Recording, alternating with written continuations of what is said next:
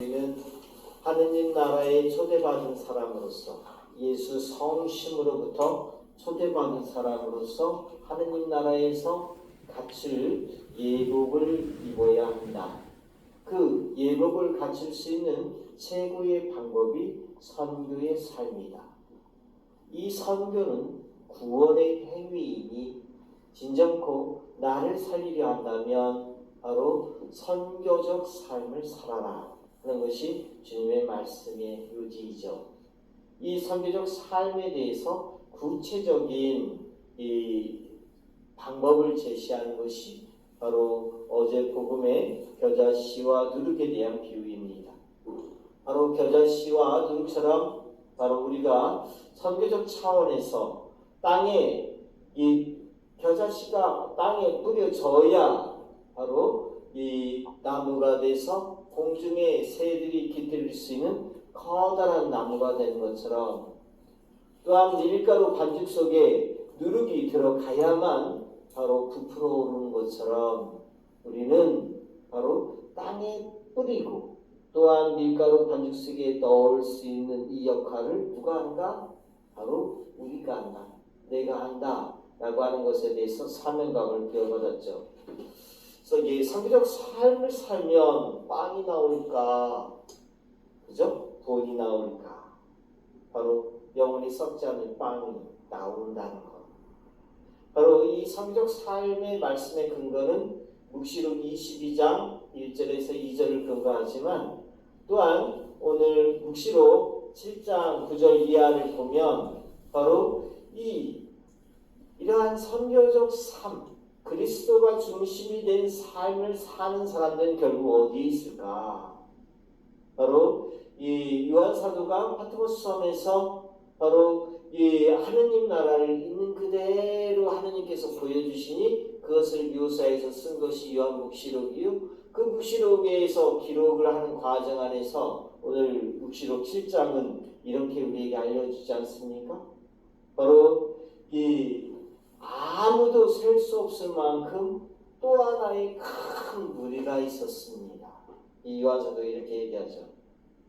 모든 민족과 종족과 백성과 언어권에서 나온 그들은 희고 긴 겉옷을 입고 손에는 야자나무 가지를 들고서 어자 앞에 또 어린 양 앞에 서 있었습니다. 그들이 큰 소리로 외쳤습니다. 구원은 어저에 앉아 계신 우리 하느님과 어린 양의 것입니다 라고 외쳤습니다. 바로 이러한 근거로 오늘 우리 교회는 모든 성인의 날 대축일을 지내고 있는 것입니다. 축일로 지정되지 않은 많은 성인들, 그들에 대한 존재성을 묵시록을 통해서 우리가 이게 접할 수 있지 않습니까? 그러나 이런 묵시록 근거를 넘어서서 모든 성인들에 대한 통공은 교회가 상식적으로 체험적으로 갖고 있는 틀입니다. 따라서 바로 이 성인들을 우리가 기념하는 몽땅 모아서 11월 이 첫째 날 몽땅 그들을 기념하는 까닭은 바로 이러한 하느님 나라가 있고 이 있는 나라에 이 명확한 자리를 차지하는 사람들이 성인 성녀들이다.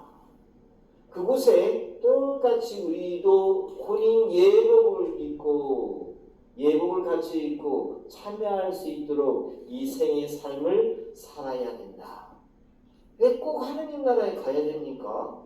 그냥 이 지상도 좋은데 지상이 좋을 턱도 없고, 바로 이 하느님 나라에서 맛보아진 이것이 바로 이 행복 중의 행복인데, 이 행복을 바로 오늘 이 복음에서는 마카로스로 표현하죠.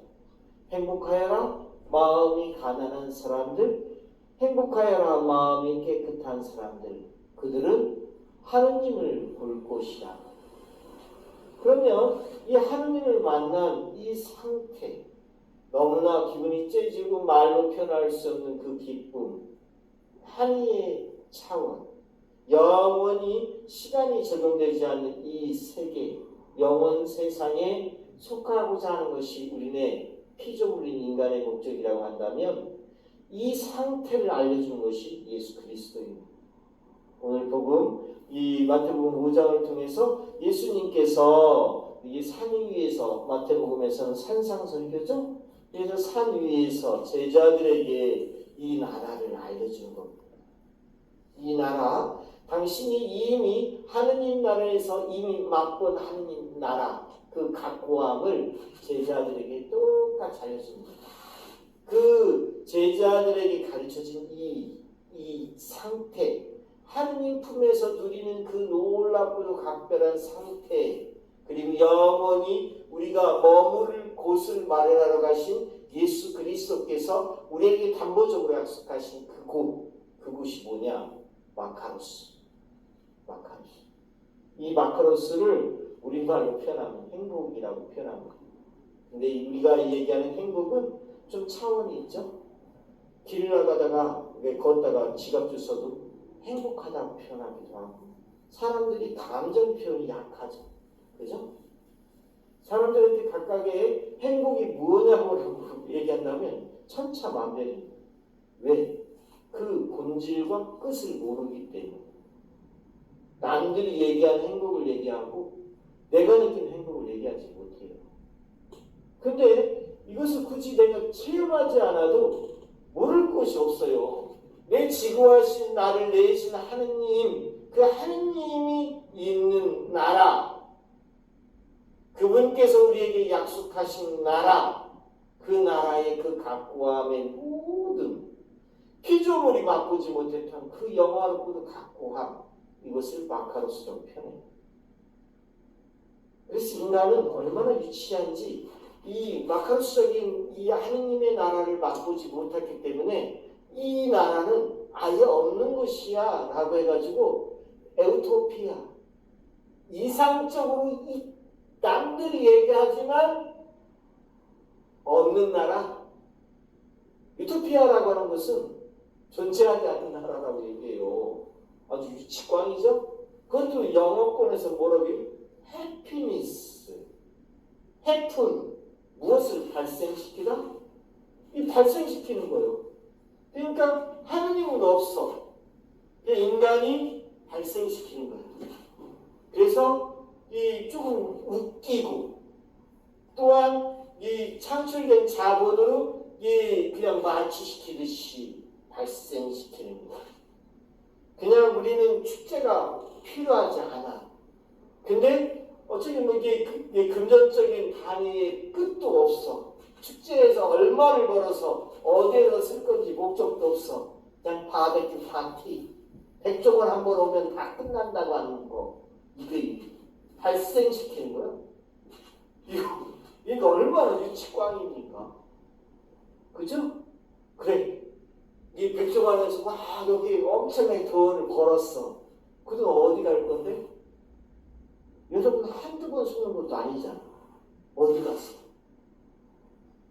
그냥 저기서 한불, 홍성 산불, 저 피해자들, 지금 아직도 그쪽 근처 가기만 하면 좀 미안스럽고 송구한데, 그들 그냥 완전 멋지게 그냥 해주고, 한판 멋지게. 서로 달려들 거 아니야. 장사꾼들이나 달려들지, 우리한테는 무관한 얘기지. 자, 이렇게 봤을 때, 참, 그렇구나. 그런데 요한 사도가 이 직접 하느님께서 보여준 내 나라는 이런 것이야 라고 우리에게 사도 요한을 통해서 보여주었고, 사도 요한이 우리에게 제시된 이곳에 우리도 모든 것을 이곳에 머물 수 있고 차지할 수 있도록 노력을 해야 되지 않겠습니까? 보답할 수 없는 사람들과 어울려야 되고, 또한 우리가 하느님을 있는 그대로 뵐 수 있는 그곳을 차지할 수 있도록 우리가 살아야 되는 것, 바로 다름 아닌 선교적 삶을 살아야 됩니다. 예수 그리스도를 전하는 데 있어서 그냥 이 놀라움을 전할 이 상태를 전할 수 있다면 얼마나 좋겠습니까? 너가 맨날 눈만 뜨면 근심스럽고 어렵고 답이 없다고 하는데, 내가 접하는 이 예수 그리스도는 이 나라를 우리에게 보장시켜줬고 이 나라를 차지하도록 나는 너를 주님 품에 초대하고 싶다고. 더 이상 근심도 없고 아픔도 슬픔도 없도록 너를 그리스도에게 초대시킨다고. 왜 이런 이야기를 못하십니까?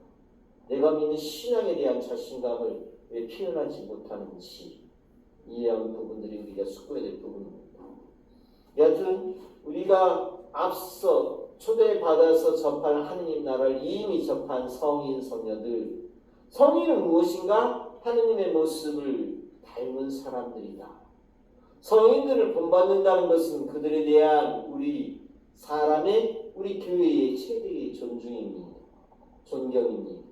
모든 성인 중에는 그 층들이 각각 계급과 각종 직업인들이 포함되어 있으니 그곳에는 모든 왕들도 있고 군인도 있고 사제도 있고 자본가가 있고 노동자가 있고 종들도 있고 그뿐만 아니라 남녀노소 할 것 없이 실로 연령에 있어서도 여러 층에 있는 인물들이 많습니다.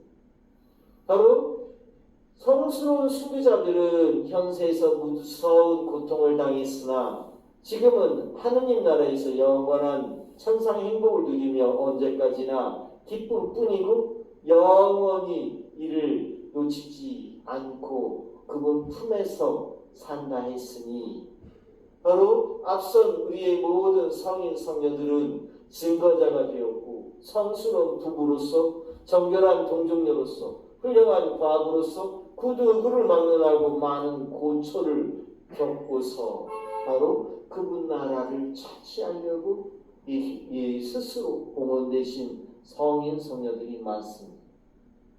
그 모든 숱한 고통이 지금은 고통과 슬픔 이 모든 것이 말끔히 사라지고 오직 하느님 품에서 천상영 행복과 환희와 하느님의 총애와 이러한 각고의 기쁨 안에 충만되어 있으니 우리도 성인들의 이 삶을 본받고 똑같이 그분 나라를 차지하도록 노력하자.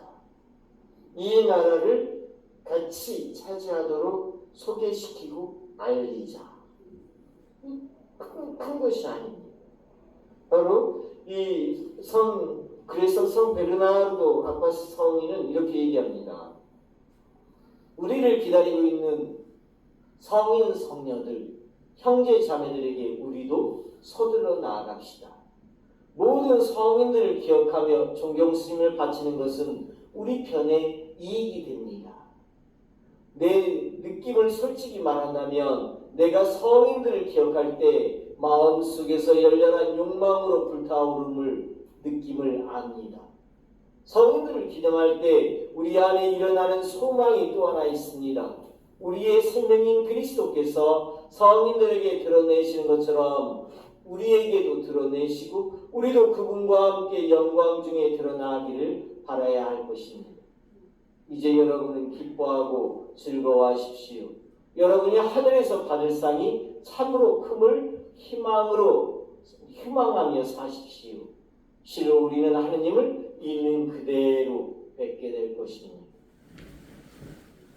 이 놀라운 믿음을 선교적 주제로 삼으라고 말씀드리고 싶습니다. 선교하라니까 믿어봐, 좋아 이런 거 말고 이 구체적인 것을 얘기할 수 있는 우리들이 되어야 된다. 바로 이 순교자들이 그토록 고통 속에서 바로 그 고통을 감내하며 순교로서 봉헌한 그 세계를 한번 함께 고민해 주지 않으려? 이 놀라운 세계를 한번 함께 살면서 찾아보지 않으려? 이런 이야기를 해야 됩니다. 이 지역에 있는 사람들. 이 지역이 그나마 1000년을 살고 또 1000년을 거머쥐려고 한다면 이 지역에 있는 사람들이 무엇을 살아야 되는지를 명확히 제시할 수 있어야만 합니다. 그냥 그렇다라고 이야기하는 거 말고 근거를 제시할 수 있는 우리가 되었으면 좋겠습니다. 특별히 황일광 시몬 목자, 이 황일광 시몬은 이 놀라운 차원을 우리에게 어떤 하나의 희망의 조건으로 제시한 분이라고 생각합니다. 여러분들이 잘 아는 홍주 사람 복자 황일광 시몬, 이 신앙적 계보로 보면 놀라운 행라입니다. 첫 번째 네포의 사도 이존창 루도비코로부터 천주학을 접한 백정 황일광 시몬, 그 이후 한양 마자에서 살던 조선 신학의 명문대가 다산 정약용의 형이자 명도의 회장이었던 정약종 아우스팅의 집에서 허드렛 일을 한 사람, 마침내 중국인 신부 중흥모 신부님으로부터 세례를 받은 사람, 아주 조선 천주교에서 이보다 명확한 신학적 계보를 가진 사람 많지 않아요. 이 백종이, 그러니까 황일광은 이 춤을 춰야만 되죠. 이렇게 고백하죠. 천주님을 알기 전 세상은 지옥이요 사람은 칼날이었어라.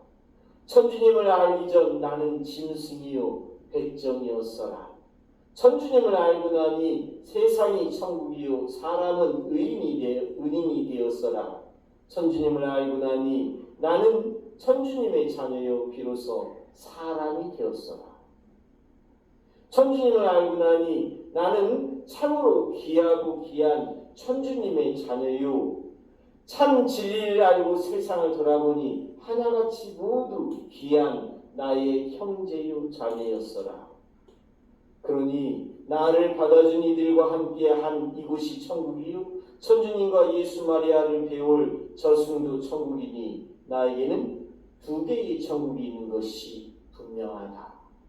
이 놀라운 고백을 이 축제에 오는 사람들한테 어떻게 전할까, 이런 고민 좀 우리가 같이 했으면 좋겠습니다. 끝내주지 않습니까? 여기다가 고기 냄새 풍기지 말고 바로 이거 알면, 그죠? 바로 여기서 참수당한 분이 이런 분이다라는 걸 안다면 또 다른 차원을 받지 않을까. 좀 더 우리가 선교적 차원에 있어서도 섬세하게 구체적으로 함께 고민하고 노력했으면 좋겠습니다. 아멘.